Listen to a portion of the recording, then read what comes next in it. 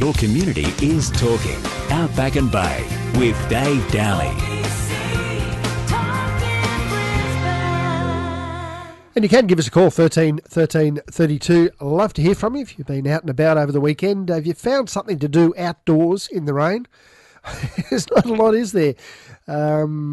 Bridge sitting underneath bridges. I saw a few boats sitting under bridges down on the Gold Coast today. I suppose that's one way to get out of the rain if you've got an open tinny.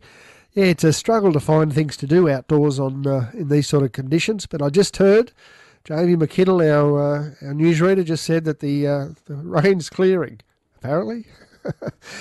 A great website that caught my attention recently was Outdoors Queensland. And it's Donna Little, CEO of the Queensland Outdoor Recreation Foundation, on the line to tell us a little bit about the organisation. Hey, Donna. Hi, Dave. How are you? Not too bad. What do you do in this sort of weather? We're trying to come up with ideas to do in the rain outdoors. Yeah, maybe a good time to weed, really. After the rain, I suppose you could weed with an umbrella. Pair of gumboots on? No, seriously. And I did live in New Zealand for a period of time, and I learned there's no such thing as bad weather, just bad gear. Oh, is that what it is? It is. So just about having your appropriate shoes and a raincoat, and you'll be fine. I just saying a few minutes ago, I put my camper trailer up just before the rain started. I was going to do some work on it, and it's been drenched for about 3 weeks. I can't put it back down again. Yes. Tell me about the Queensland Outdoor Recreation Foundation. Yeah, Dave, we're actually a federation, so we're a federation. I'm reading it wrong, am I? Sorry about that. Federation. Okay. We're a group of members who are really quite diverse in a lot of ways. They represent the whole breadth of different activities that people might do outdoors for recreational purposes. But they've got a few things in common, and that's belief in the benefits and the relevance of people getting outdoors, and that they understand there's a need for advocacy so that we keep, I guess, that idea of getting outdoors and active on the radar, and to try and make sure that we've got enough land and water spaces where people can go and do their outdoor recreation. So is this government, private? Where does it all come from? We're a private organisation. We're a not-for-profit organisation, but we do receive, thankfully, peak body funding from the Queensland Government, and we're actually the best supported outdoor recreation federation in the country. That's fantastic. It is fantastic, and there's really been a bipartisan support for the sorts of things that we do, which has been wonderful. Yeah, I was reading through your website. It caught my attention, and I thought, boy, what a great website, you know, showing you all the things that are happening and what you can and can't do, and it's great, and events. And tell me about the website. Well, it's got a range of information. I suppose it's got information for those people who work in the sector and want to know, you know, what might be some new rules that are coming into play that they need to understand. But it's also relevant for people who just want to get outdoors and do things for themselves. So there's some latest news, things that have been going on. There's certainly events. There's a calendar that's there that tells people different things that they might like to go and participate in. We've also got some a related website that falls off our main one called Outdoortober. So for the month of October, we try and pack the calendar full of just participation sorts of events for people anywhere throughout the state to be able to get involved with. And of course, as you said, we've got our own events that we run as well. A couple of photo competitions, a film competition, an active outdoors expo, those sorts of things.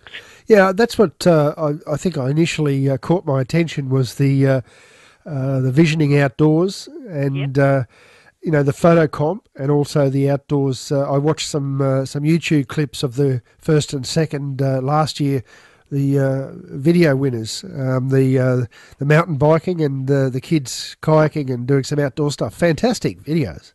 Yeah, look, they were, and last year was the first time we ran Visioning the Outdoors as a film competition, and we had some lovely entries, which was really reassuring, and they were, again, really quite diverse. They were from a child as young as 13 who put in an entry in the youth category, through to a group of older adults, some of whom were in their 80s, who wanted to demonstrate that everyone can still get outdoors and do things, and they were paddling around in Moreton Bay and up some of the river estuaries, and still very happily doing that and very actively doing that.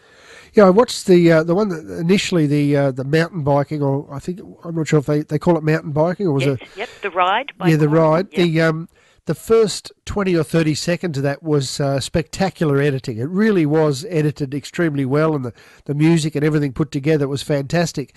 But the one that I think deservedly won was it some sort of kids camp or something, was it? Or? Yeah, it was. It's called the Connect program, and it's actually a program that's similar to a number that are done by a range of different organisations, but that particular one was done by the Scripture Union.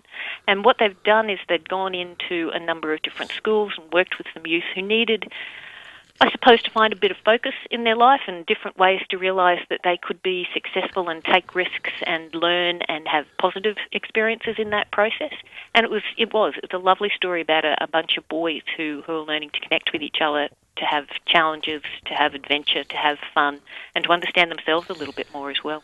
Yeah, I thought not only was the video good, but what the kids were doing was fantastic. You know, they were actually taking rapids and falling out of canoes and hanging on for grim death, and you know it was quite exciting to watch, as well as you know, you can understand that they would have.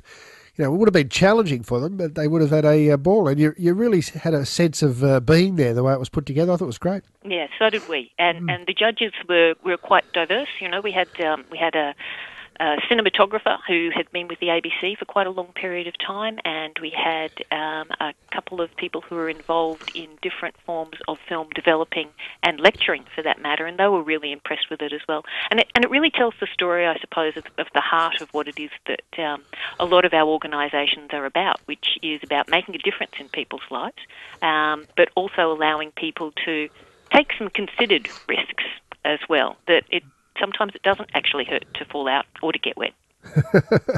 No, I think they look like they're having a great time to me. Tell me, how would people enter this? Either the photo. Tell us about the photo comp first. How would they enter that? Oh, look, so the photo competition is open as well, and again, you can find a range of the different entries from previous years popping up in different places on our website.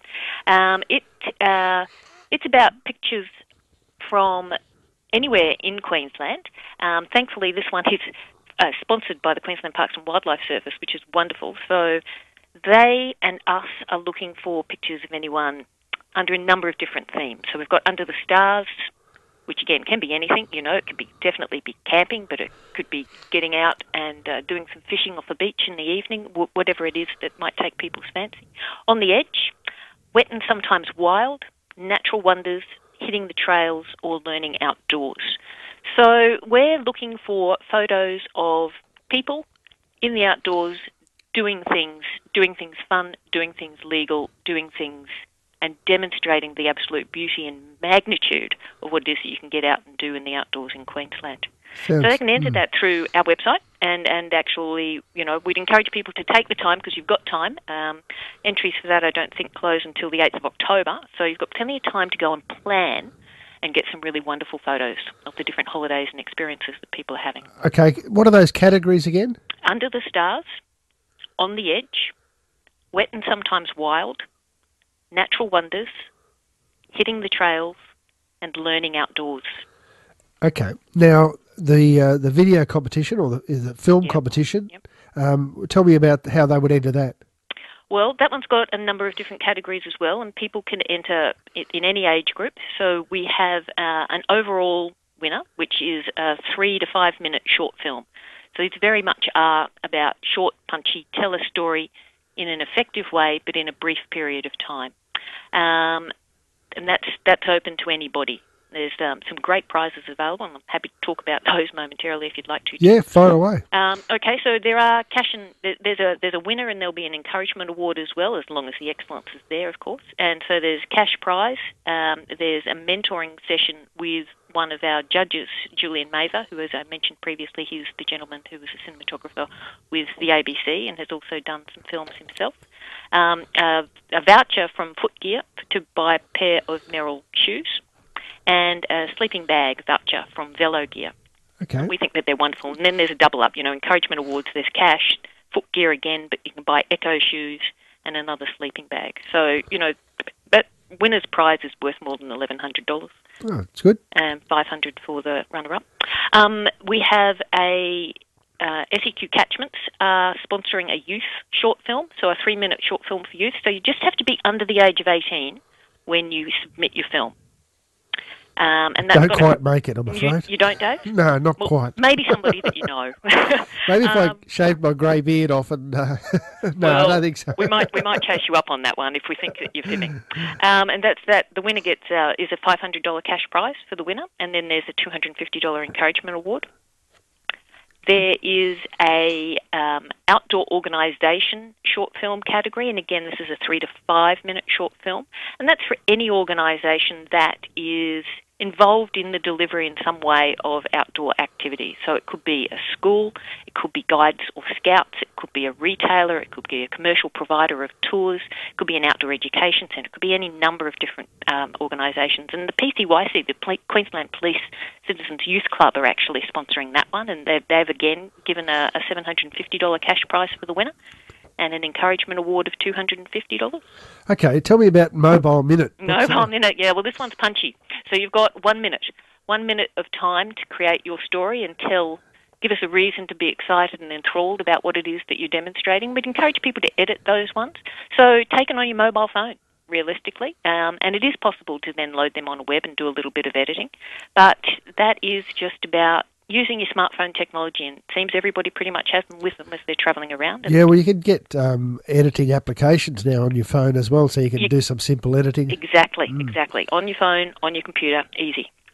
Okay, and then there's a People's Choice Award, is there? There is, so everyone can be involved, whether you feel that you're a photographer or not, whether you're into filmmaking or not. So once we've actually had our film showing, we'll open up all of the films that were submitted for People's Choice voting.